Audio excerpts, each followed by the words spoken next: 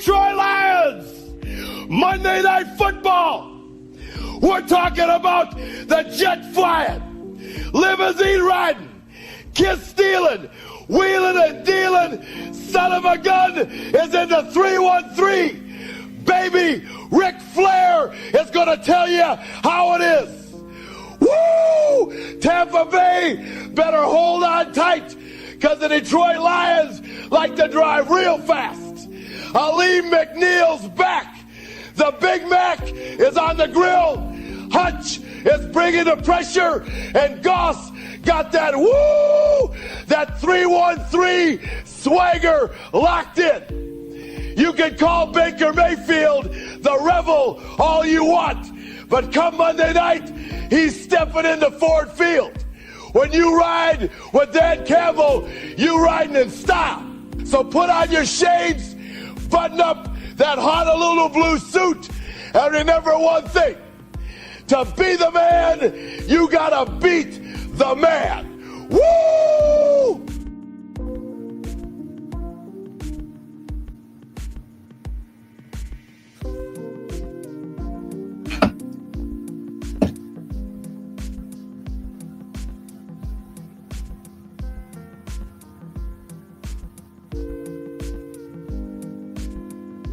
Dude, how about the defense? Yeah.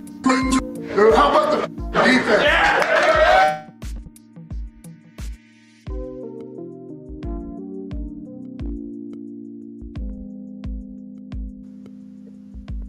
Listen, 9 points allowed, 4 of 16 on third down, 1 interception, 1 fumble recovery, 252 yards allowed, man. That's outstanding. Listen, we did what we had to do. There's things we got to clean up, but I tell you what, defense, you play like that, you win every game. That's the bottom line. That's outstanding. That's the way to cut it loose, just like we talked about, guys. All right, I got really 3 game balls. I'm going to start on offense. 136 rushing yards, 82 receiving yards, 2 total touchdowns, 218 total yards. Jameer Gibbs.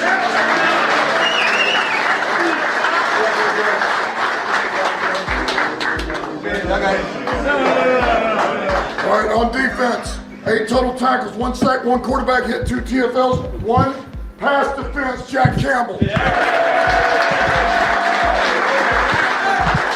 I appreciate you guys. DB's hell of a job today. Hey, let's keep it going. Yep. Listen, and this guy, man, I feel like he's been on the come for a while. You like that? Playing really good football and just versatile, man. And to have this guy back, it's been big. 5 total tackles, 1 sack, 1 quarterback hit, 1 TFL, 1 pass defense. Man, come on up, Barnes.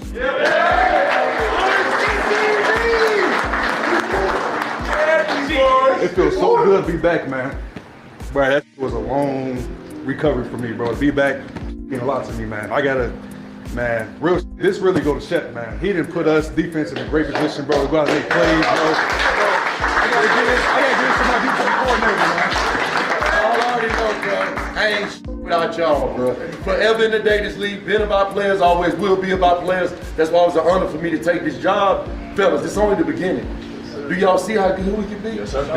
It don't matter. Nameless faces, we don't give a fuck. We line up and play anywhere. I love the fuck out of y'all, man. I appreciate the fuck out of each and every one of y'all. D-Barnes is yours. Yes, sir. Break it down. Let's go. What was the final? Let's come back hungry. 1 on 3. 1, 2, 3. Win. Dude, how about the Welcome back. Welcome. Victory Tuesday.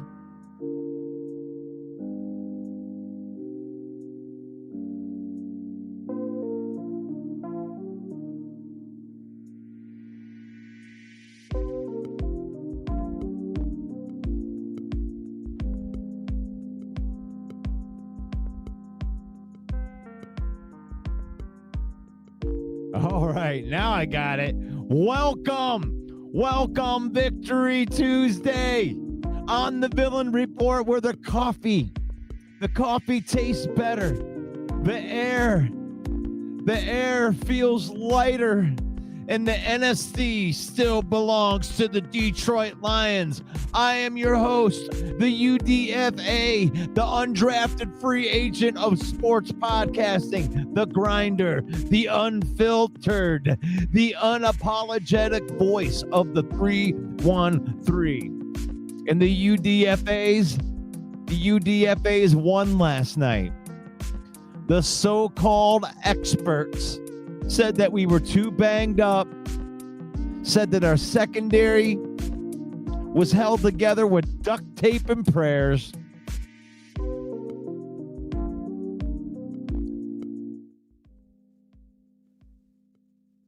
Duct tape and prayers.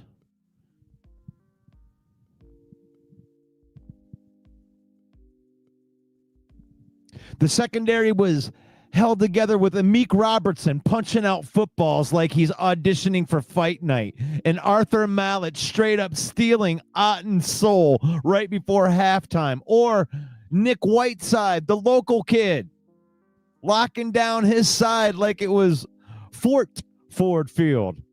Baker came in cocky and he left confused. A paltry 66.1 passer rating, 4 sacks, 2 turnovers, and a long flight home wondering what hit him. Spoiler alert, it's the villain defense that doesn't blink. So today we celebrate grit.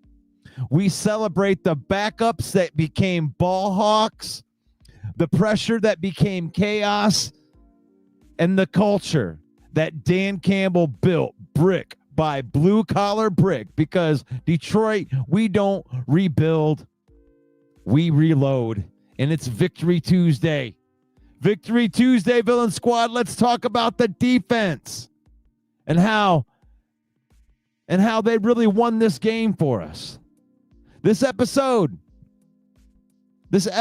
of The Villain Report is brought to you by Fanatics.com. That's right. If you're rocking with the 313 and bleed Honolulu blue, then you need to gear up like the real one over at our merch partner, the Fanatics store. Right there. Click the link in the description or hit that pinned comment. Use a special link. Save up to 25% off your order. Every click supports the channel on the page and lets the world know that the Detroit fans do it bigger and better. Villain Squad don't do knockoffs. We do official. We do Fanatics. Get yours. Oh, the villain just crossed over 89,000 followers right there. Thank you to everybody that is liking, commenting, and subscribing to the page, because, you know, I'm one of you guys. I'm just a fan with a microphone right here talking about my favorite sports team. So we appreciate anybody. The best thing that you can do really is get in those comments. Get in those comments and enjoy the conversation right here. The 313 Villain, the Villain Report, live 5-6 days a week right here. And it's Victory Tuesday. Good morning to everybody. You like that? Kirk Cousins in the house on Victory Tuesday. How are you all doing out there? I'm feeling good. It's faith, family, and then football in that order. We use football. Create the memories. Don't let football use you. That's right. Lions win. Victory Tuesday. Lions win. 24-9. Let's go. Let's go. How you feeling out there? I want to say hello to everybody in the comments right here. Good morning, Central Scrutinizer. You just made the list. Good morning, Davey. You like that? You like that? Rick C's in the house. You like that? You like Paul that? Jones. You like that? Happy Victory Tuesday. Let's see if I can put these comments right up there. Yeah. Baker was frustrated. Yes, he was. Fred's in the house. You What's like up, that? You Mr. like that? Peterson? Tyler. You just made the list. I love it, man. Central Scrutinizer in the You house. just made the list. What's up, Big M? You just made the list. Oh, man. Jerome in the house. You like that? You like that? Oh, love it. Love it. Coming out for Victory 2, Detroit fan, man. You like that? Mark G. Oh, I You love like it. that? You like that? What's up, Christine? Welcome to the You like program. that? You like that? Yeah. Feeling good about it. Feeling good about it. I got to get let me get my notes up here.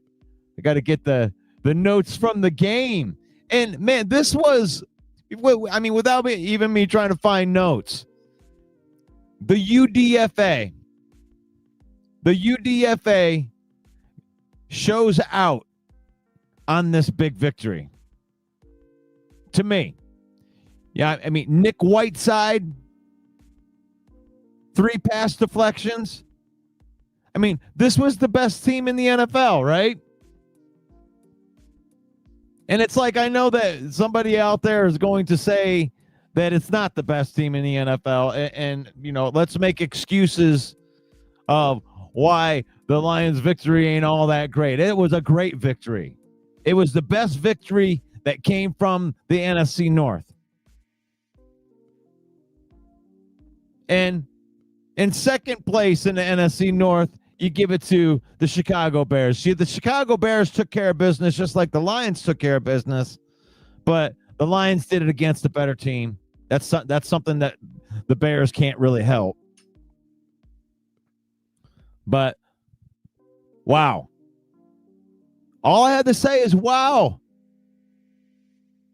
Kelvin Shepherd, you put together a defensive gem, brother.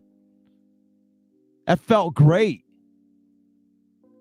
A defensive gem out there when they're supposed to be able to attack our secondary. They get all of their receivers back.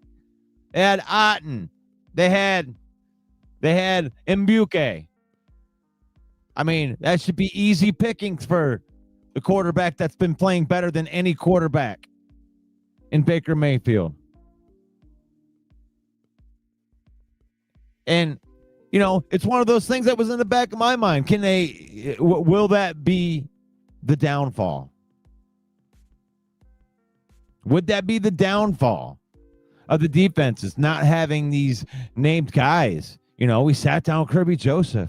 Brian Branch is on a suspension. What are they going to do? It's been next man up. They won 15 games last year with Patchwork on the defensive line. They've done it before. Like, this wasn't a very big surprise to me, even though I had to see it happen. I had to see it all unfold.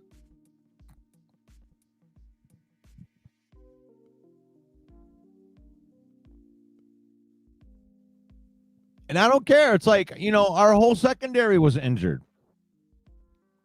And they had their starting guys out there at the beginning. He wasn't dominating in the beginning. Amik Robertson hit that right on. Amik Robertson hit that right on. I'm gonna go up against a Hall of Fame wide receiver in Mike Evans at 5'8". And he took him right out of the game. Mike Evans had 0 catches. And he did get injured in the game, but he was in the game for half the game. And Buque was in there the whole game. Leave the excuses. They got guys back. We didn't. We sat down more guys. That defense is legit. The Lions defense is legit. Into the next man up. And if you're a rival fan and you're watching that and you should be scared. If you actually have a football brain, you should be scared of the Lions defense because they did that without using their best guys. That means that Kelvin Shepherd has got these guys locked into where the next man up, and then two of those guys were on the practice squad. One of the guys that brought in off the street.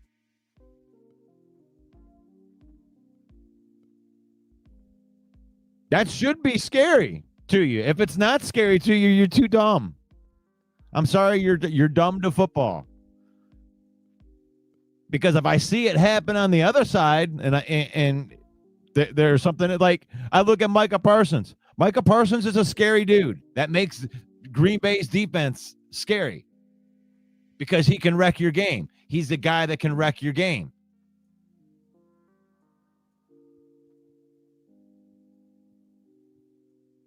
But when you take out all of our best secondary guys and all of the next men up can come in and ball out, that's scary good. That's scary good. That means you got 2 weeks to rest up. You got 2 weeks to rest up.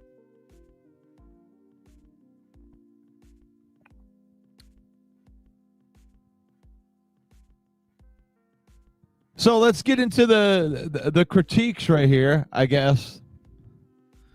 And this is the funny thing. Like, you could look at this game and you can find your critiques. Sure. But you're playing complimentary football. And what did I tell you last week when I was talking about going into this game? It's like everyone always underestimates Tampa's defense. Tampa plays good defense. I thought John Morton's play calling was fine. I thought he caught a great game.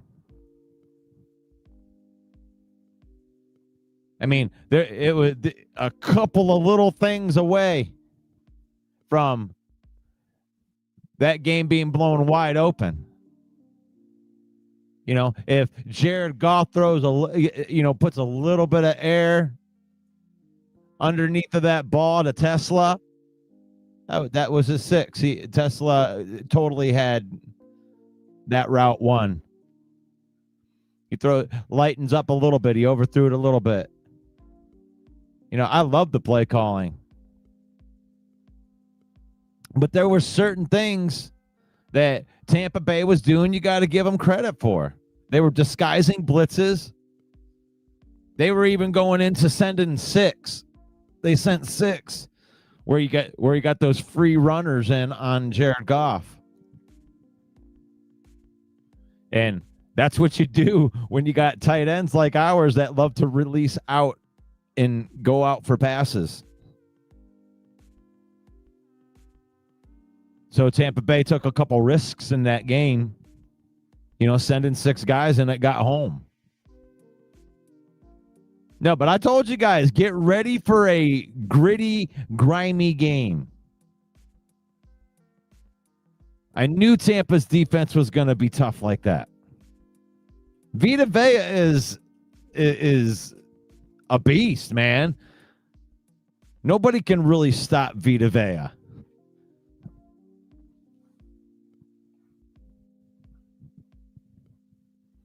But I love the play calling. There was a couple of things they set up things so well.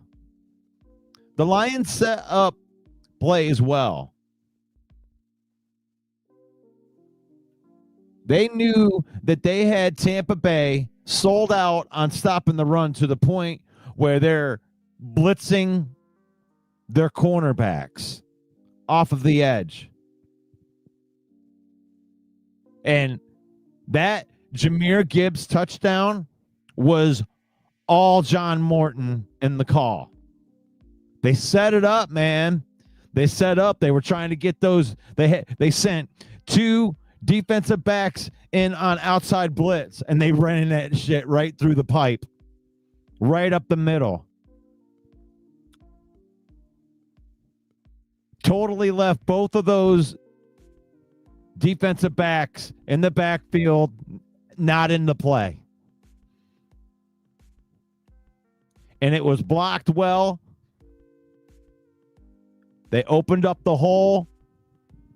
And then Jahmyr Gibbs only had one guy that he really needed to beat. And then it's just 23 miles an hour after that. But that was John Morton. That was John Morton setting them guys up, making them cheat up to the line of scrimmage with their backs, their defensive backs.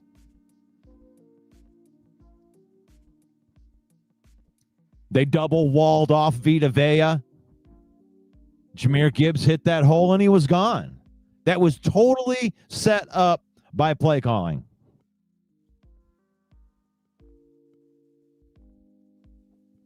I mean, isn't it funny? It's like the longest touchdowns. You know, I wouldn't even call those the best runs, you know? I mean, that whole run was executed perfectly, and Jahmyr Gibbs just needed to be God-given fast.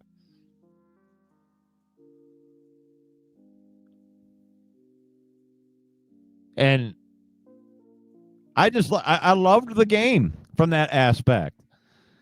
You know, when you're playing complementary football, you're lifting the teams are lifting each other up. You know, the different regimes there. You know, with your special teams, your defense, and your offense, they're lifting each other up. And I love the way that the Lions play complementary football. Because coming out of that first half, you know, you feel they're dominating. They're dominating the game on both sides of the ball, but somehow, with the grace of whatever, they're in a 14-3 game. And it stunk. It stunk to me. I hated it. Because you felt like you dominated the whole first half, and then you were only, you know, up 14-3. It was like, And if you remember the other day, I was saying it was like playing Tampa Bay is like, you know, playing offense in quicksand. They let you get some stuff, man.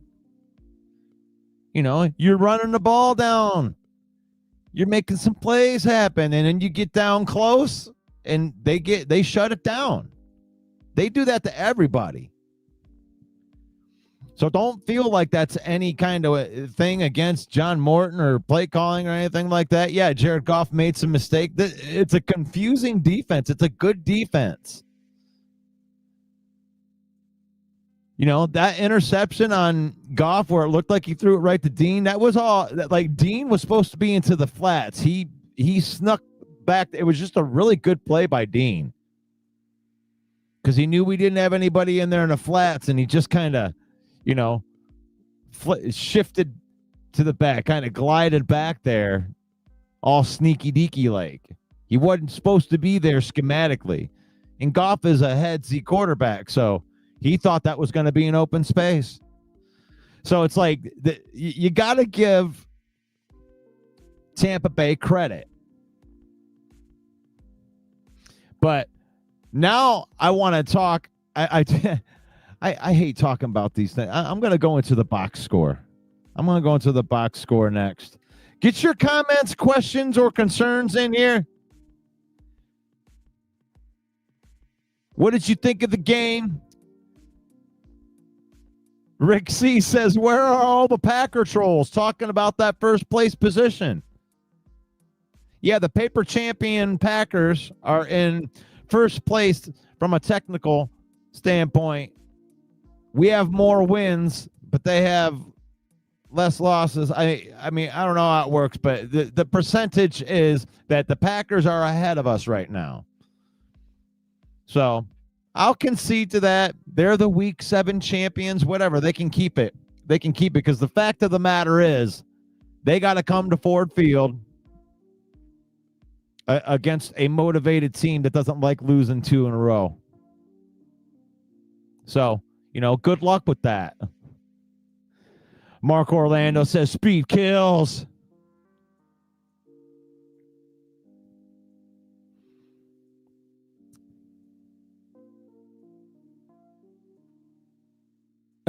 Mark Orlando, well, I wanted to congratulate John and the Packers for their blowout of Arizona. Wow. That was what an underwhelming win the Packers had. Your baddest, most excellent defense ever gives up 290 and 3 touchdowns to Jacoby Brissett. Mark Orlando says I should have said 28-3.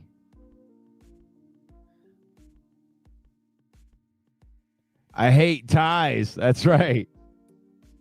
Good morning, buddy. You just made the list.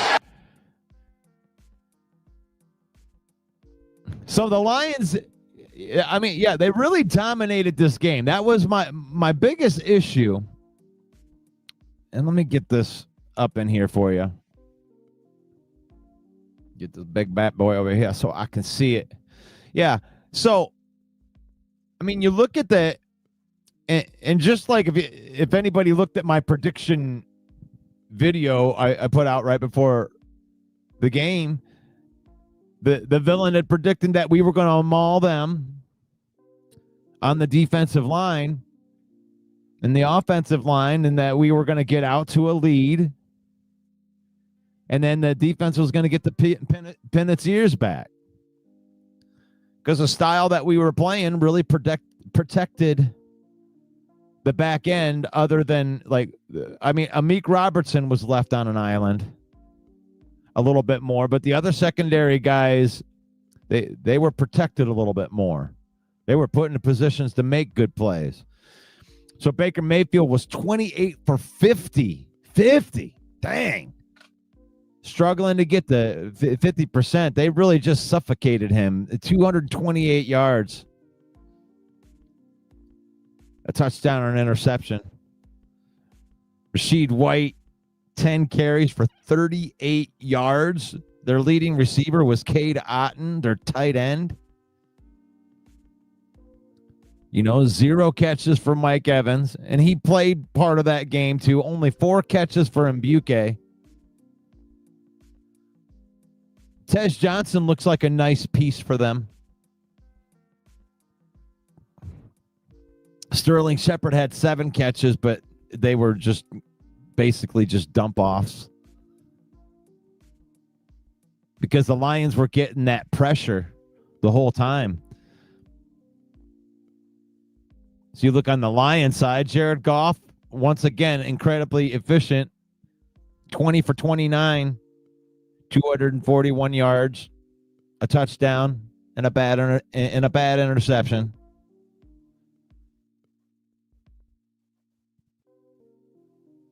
Jahmyr Gibbs. Look at Jahmyr Gibbs. 17 carries, 136 yards.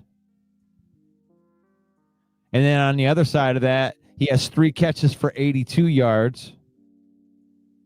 Amon-Ra St. Brown,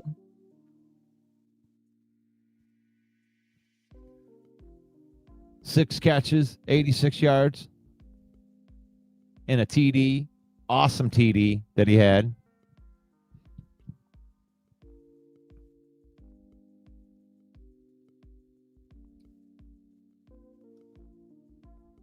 Lions offense outgained their offense 379 to 251. 215 passing yards. All on the ground. We just murdered them on the ground. Unalived them on the ground. The ground game. The running backs taking charge.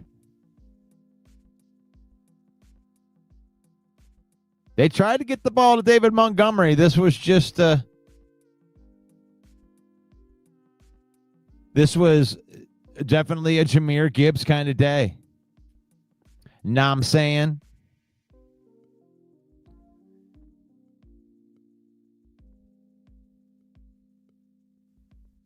Yep, the Lions got out to a lead early. They were forcing turnovers.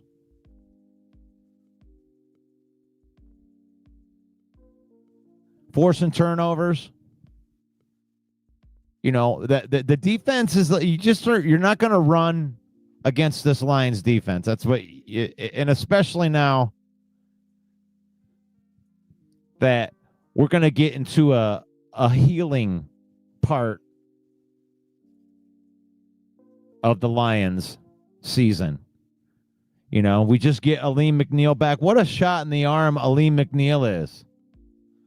Dude out there making impact in game 1. They don't even have his snaps all the way up yet. How about that? Aleem McNeil in there. But yeah, the story is the secondary and the game plan that Kelvin Shepherd put together on defense.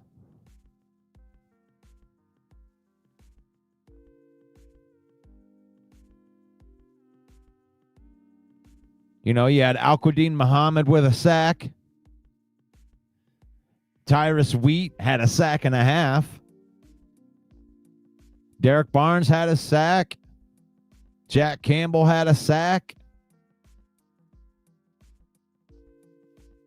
They had pressures.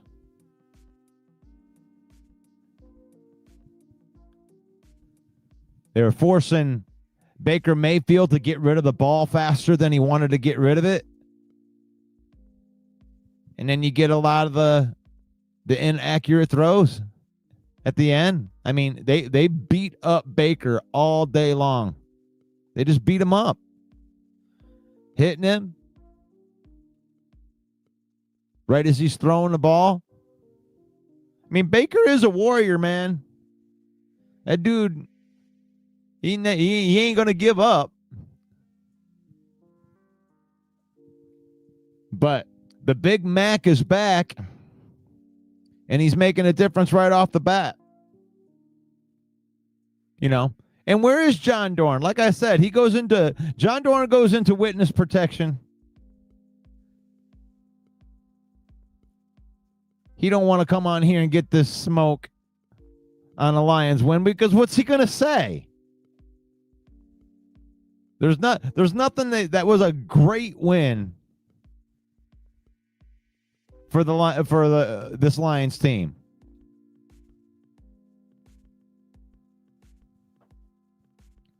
I mean, you went head to head against the best team in the NFL, the number one team in the NFL, and you grinded them out, and you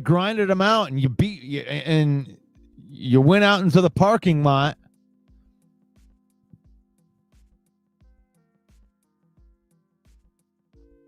You know, let's go outside and let's settle this like a couple of men. You went outside and proved your point. Lions are the best team in the NFL. It's Overreaction Tuesday. I mean, let's talk about the defense that won this one in true Motor City fashion with heart, hustle, and violence. First up is Amik Robertson. How about Amik, man? He goes out there. He takes on Mike Evans. I want him. He was out there on Mike Evans on an island for part of that game. Kudos to Amik Robertson for protecting the rest of that secondary. Amik Robertson protected that secondary because a lot of that game he was put out there one-on-one completely all by himself against maybe one of the best receivers of all time in Mike Evans. Amik locked him down.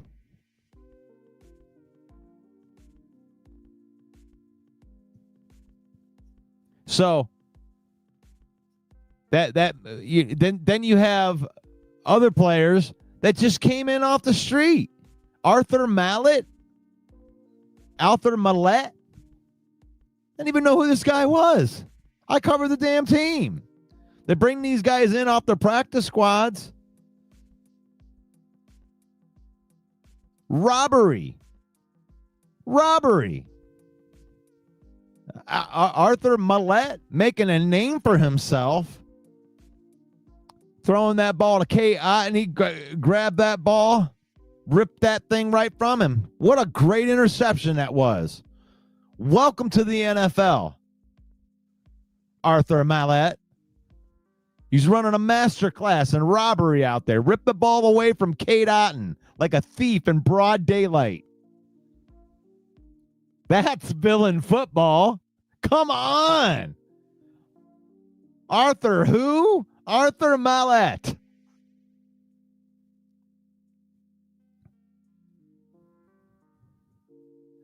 And then Nick Whiteside. This is our local boy. Saginaw Valley. It's a walk-on. Oh, bunch of guys after my own heart right here. He didn't just show up, he showed out. 3. 1, 2, 3. Yeah. Got the 1, 2, 3 pass breakups and a 2-point stop that sealed the deal. UDFA.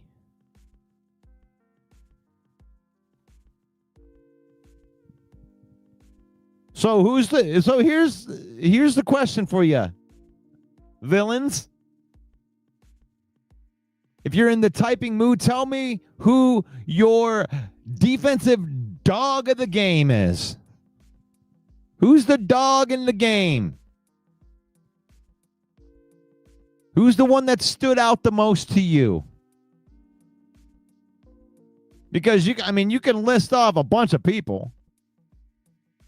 But who's your guy? Is it Derrick Barnes? Derrick Barnes coming in there, getting another sack.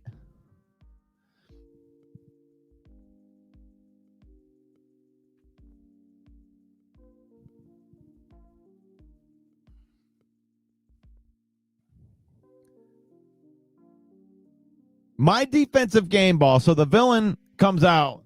Like, if I'm talking about my MVP of the week, it's got to be Amik Robertson to me.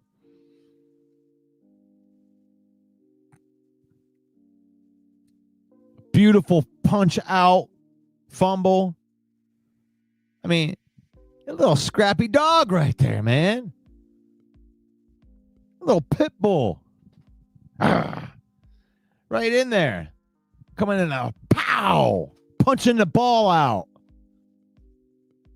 And then for the fact that he locked down his guy. He took that on. He took that on for the sake of the secondary, and he balled out. Amik Robertson, that's my guy. Tyler's got his vote in there. Tyler's going to go with Whiteside. He had 3 great pass deflections.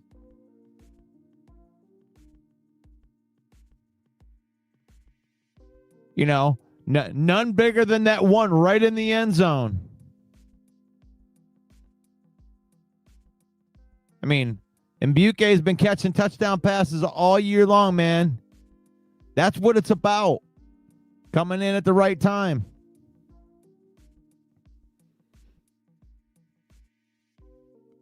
And then that Arthur Maulet. I mean, that's a name that I'm learning now. I mean, he's got a nice, cool, aggressive play style. He's not afraid. The way that he attacked that ball on that interception, I'm watching that thing live. I'm like, there ain't no way they're going to give that catch to Otten. They call that. I'm getting sick of those referees, too. Referees got to stop trying to get themselves involved.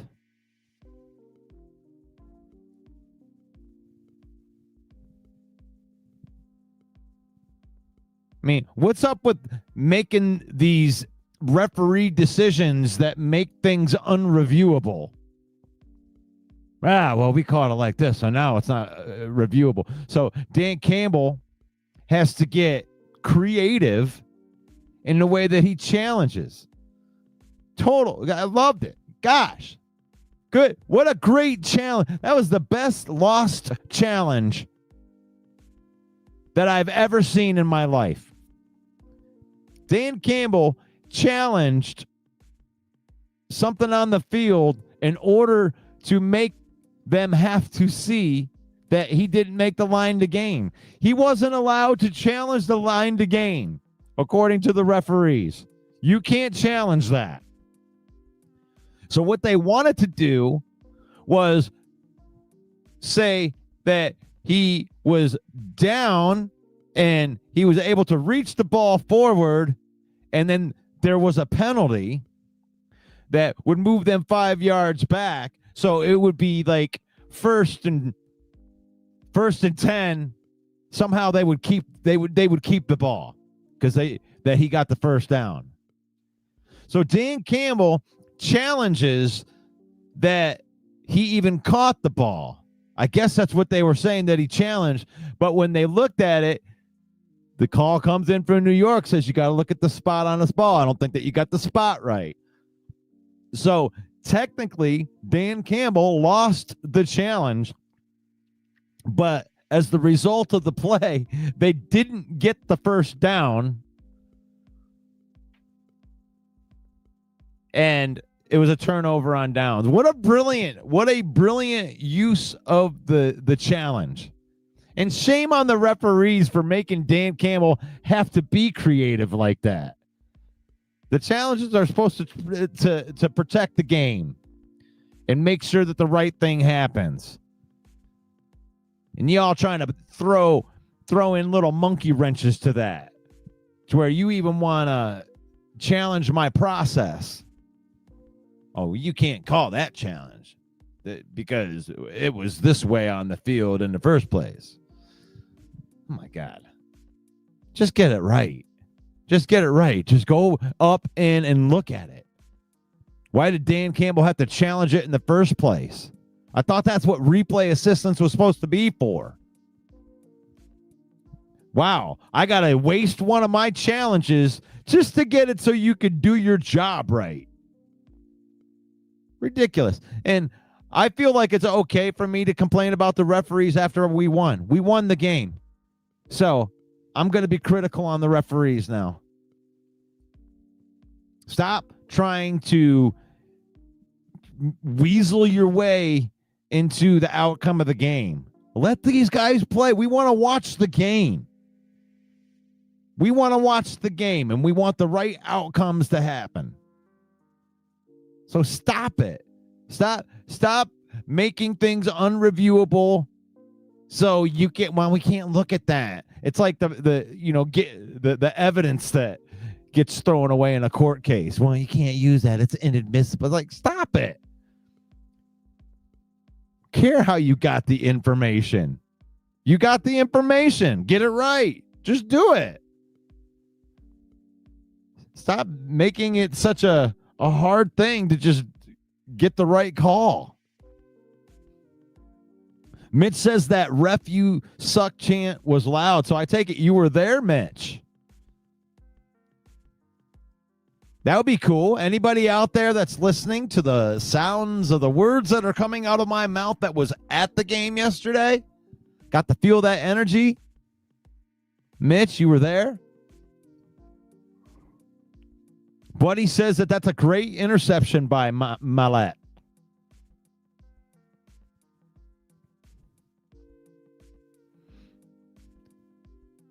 I loved what Kelvin Shepard was telling the defensive backs this week, because we knew that we weren't going to have Kirby, and then Brian Branch got suspended. We were already down Terry on, already down Reed. So we knew that the next guys that were up, and he told those guys, it's like nobody knows the name right now. You want the moment could come in that you could make yourself a lot of money. You could set your family up with this game. That's what he told them. So you never know when your moment is. Well, I think Arthur Maulet and Nick Whiteside, regardless of whether it's for the Lions or for some other team, during this offseason, they made themselves some money last night. They did. They played well enough that we're probably going to lose a couple of those guys because they'll have to get waived to go to a practice squad, when our injured guys come back. And somebody's going to pick them up and give them a chance because of that game that they had last night.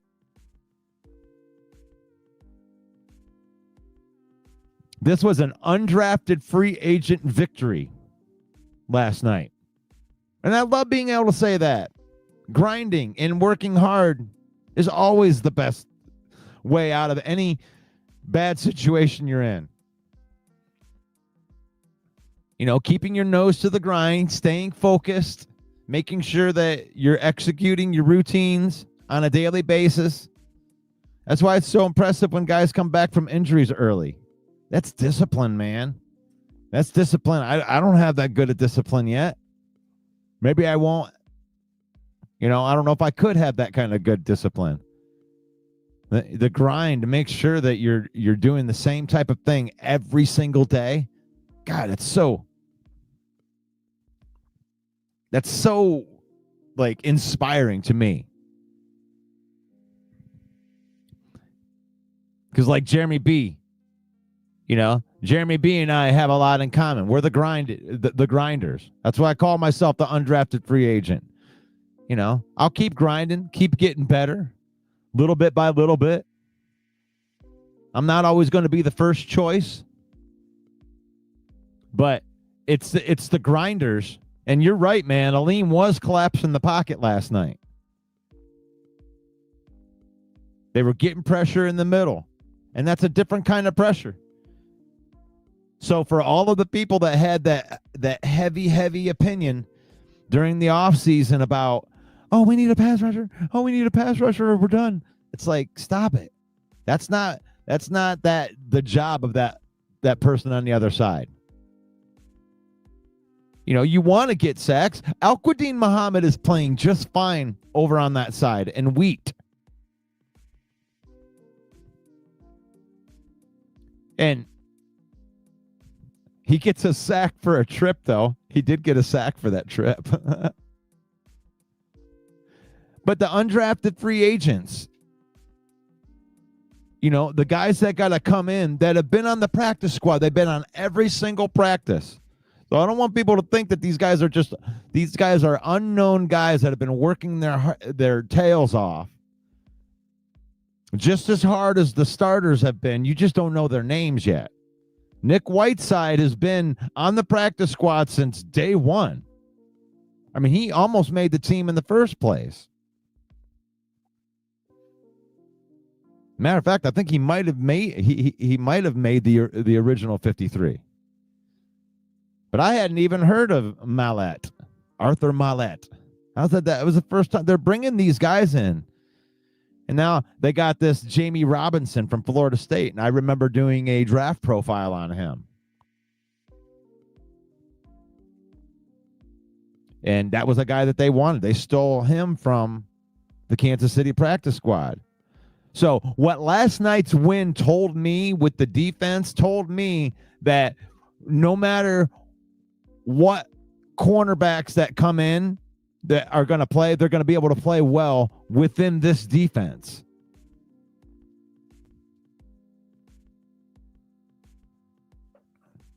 The Legion of Whom. I like that, Jeremy B. You like that? And by the way, I haven't seen you in a while, so you can also have a Chris Jericho. You just made the list! Welcome back. So, but a great win for the Lions last night, 24-9. 24-9. They went out, they dominated and bullied the best team in the NFL. And I'm proud to say that the Detroit Lions are my team now. Because I think that we have the best team in the NFL, and it's only going to get better now.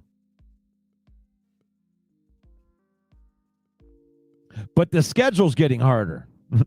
But we're getting better at the right time that we need to get better. Because we do got to bring it when we play Green Bay the next time. We got to come right back in off the bye, and we got to play the Minnesota Vikings. And the Minnesota Vikings ain't as bad as what people are thinking. That was the Philadelphia Eagles that they were playing, that they just lost to. So that's one thing I don't want Lion fan to do. Let's not get cocky with the 3-3 Vikings. You know, Carson Wentz isn't the greatest quarterback in the world, but they got good players on that team, and that defense still plays good. And that was the Philadelphia Eagles that they were playing. They almost came back on them. Hell, if TJ Hawkinson's name was Travis Kelce, they would have called that a touchdown, and maybe that game would have ended different.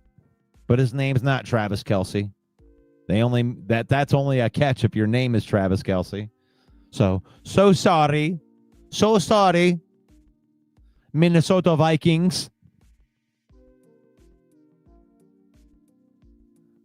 So it is official that it is the black and blue division. The black and blue division is back. And I know it's not Overreaction Monday. It's usually Overreaction Monday when I'm saying this type of stuff. But it's just so happens that we played a game on Monday night, which makes this Overreaction Tuesday. But I was too lazy to change the graphic. Plus, I like this graphic. I do. I like this graphic. Best division in football. They just keep on. All we do is win. You like that? All we do is win, win, win, no matter what.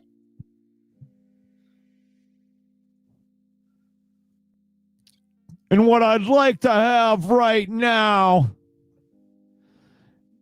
is for all of you fat, out of shape Tampa Bay sweat hogs, keep the noise down while I take my robe off and show all the ladies what a real sexy man looks like. Hit the music.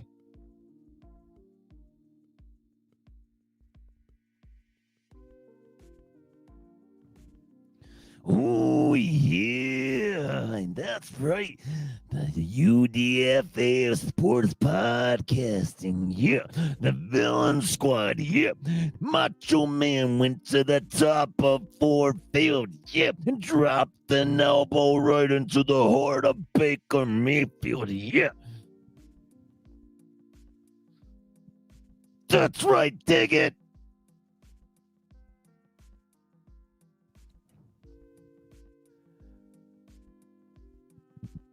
The black and blue division is back.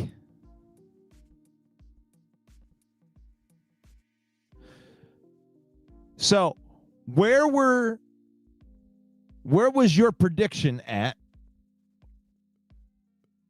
going into the bye week?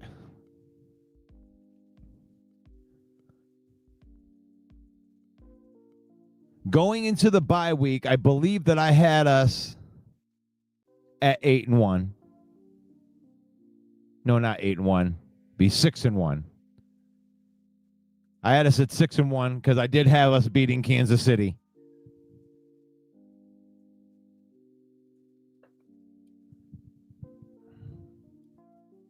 But I believe I had us losing to Tampa Bay. But I had us beating Green Bay. That's what I did. So here we are sitting at 5-2. I'm there with you, Mark.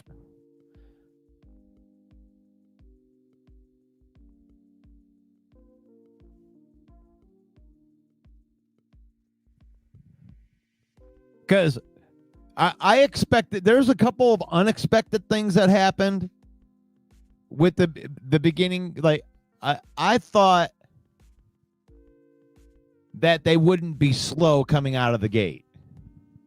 I thought that the defense would hit the ground running, or not the defense, but I thought that the offense would hit the ground running,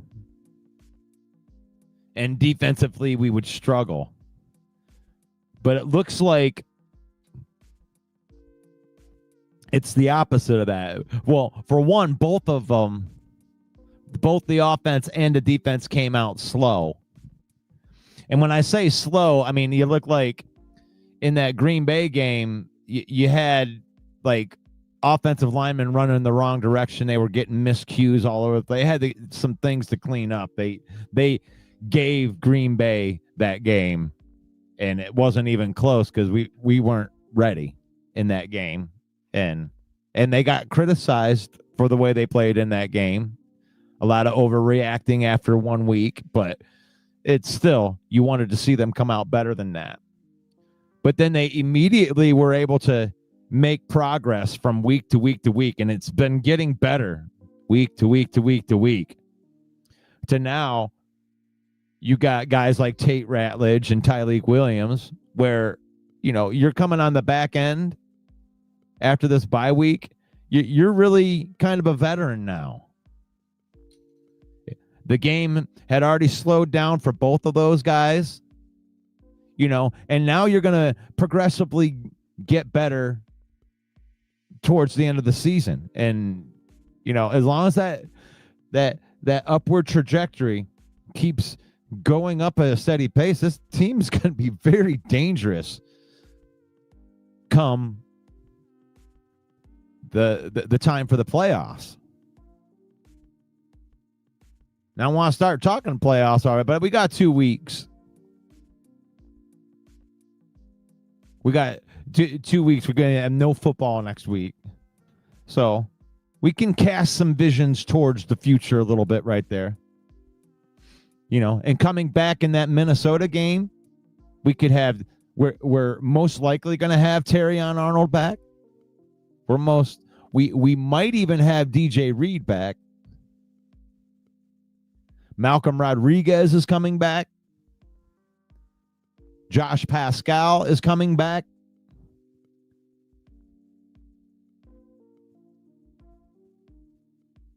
So you might say that Brad Holmes was doing some gambling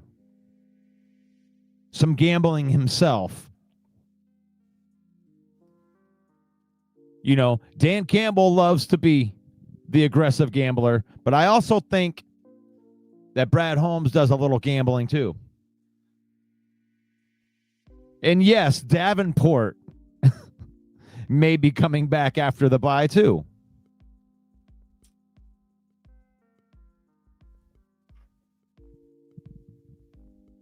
But I believe that Davenport can make it through the rest of the season now, because I think that Davenport lost his job as a starter and he won't be playing as many snaps, which means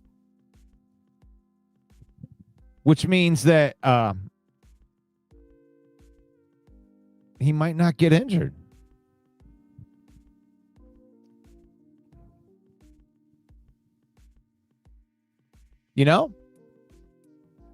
But part of Davenport's thing, maybe it's a snap count thing. He's got all the talent in the world,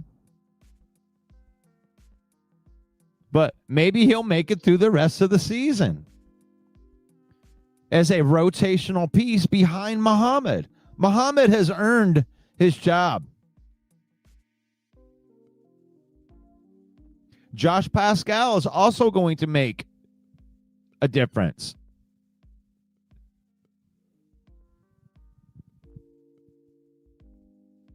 And the beautiful thing is we just saw this game.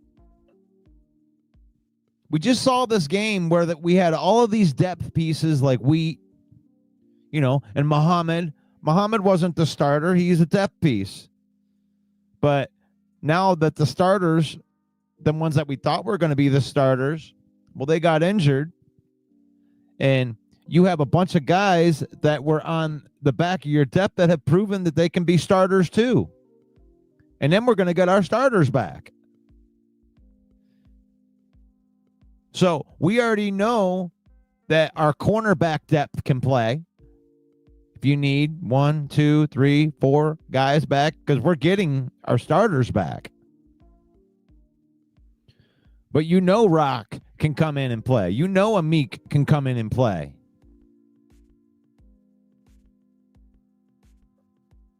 You got to lean back. You already know that Tyleik can play. Tyleik Williams just got, having Aleem come back, that's only going to help Tyleik Williams. We're going to be able to send a fortress of guys at a quarterback now. Carson Wentz, look out, man. That Lions defense is legit. That was one of the best offenses in the NFL. Baker Mayfield, even without Mike Evans, And even without Bucky Irving, he's still been putting up crazy points, which is a sign of a good team. That's a sign of a well-coached team.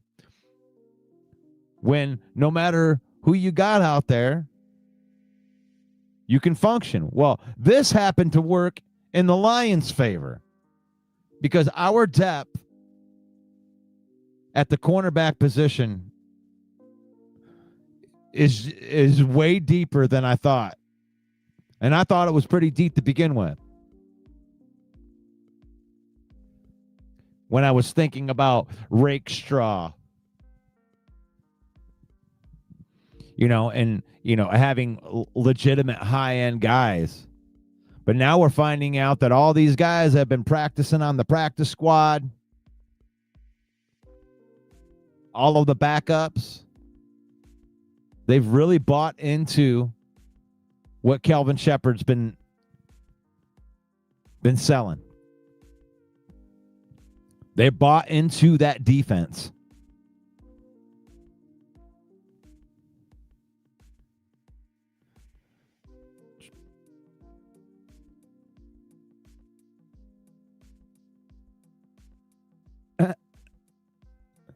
The bad guy says, I'll bet you a pizza that Davenport doesn't play the whole season. He gets hurt again. I mean, I'll bet you that pizza. And I'll probably feel bad eating your pizza that you're going to buy for me because I think that he's going to make it through the season, and I don't think that it's going to be all of that exciting. I think Muhammad has played so well that even when Davenport comes back, Davenport, he just became a 10 snap a game guy at his best. And I'm going to get to eat your pizza because he's going to come in and probably play 10 snaps, and he probably won't get injured because they're not going to push him like that. But you could be. I'll buy you a pizza. I'll have some pizza with you, bad guy. We'll find some pizza joint that we can go to and talk some football.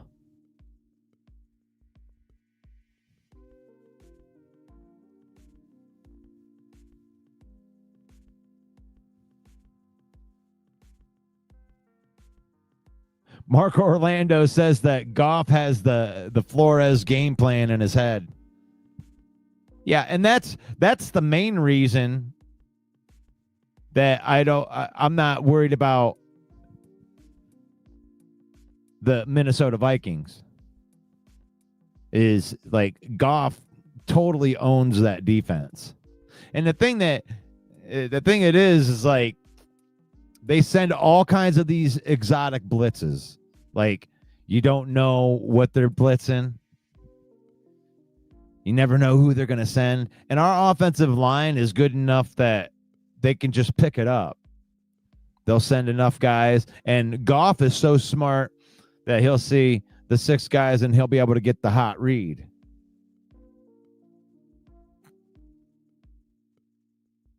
Which is much different than the defense that we just played. Which that's more up our alley, playing a defense like Tampa Bay is, because Tampa Bay plays more of the physical. That's more like man versus man. It's, our offensive line had its hands full with Vita Vea. That's a hard defensive line to go up against. Where the Minnesota's defensive line is more of a sexy schematic type of thing that they do. Where they put all 11 guys on the line of scrimmage, and right at the last second, everybody goes to their spot. So they may be sending everybody, and they may be sending nobody. They may be sending 3. So I think it is a very fun type of defense if you're Jared Goff, and they just pick it up. And Goff just has a lot of success against Brian Flores' defense. And the other problem with it is if you blitz everybody, then you get a result like the long Tampa Bay touchdown with Jahmyr Gibbs.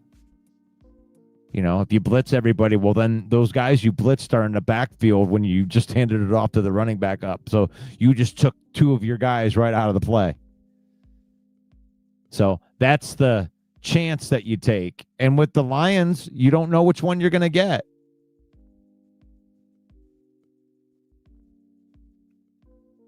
Because if you don't blitz and you leave a cornerback out there on an island against a guy like Amon-Ra or Jameson, you're also toast.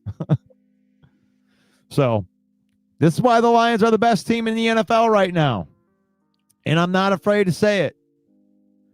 Now that we fully understand what the depth is here on Victory Tuesday. Thank you, everybody, for being part of the program on Victory Tuesday. My name is Russell Wayne. I am the villain, the UDFA of sports podcasting.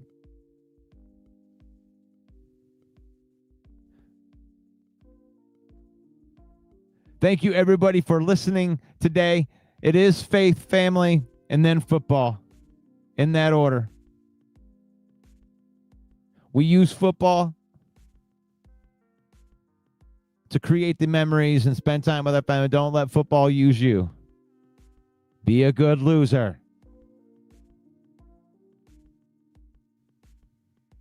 May the Lord bless you. May the Lord keep you. May the Lord shine his face upon you until we meet again. In Jesus' name, amen. Amen.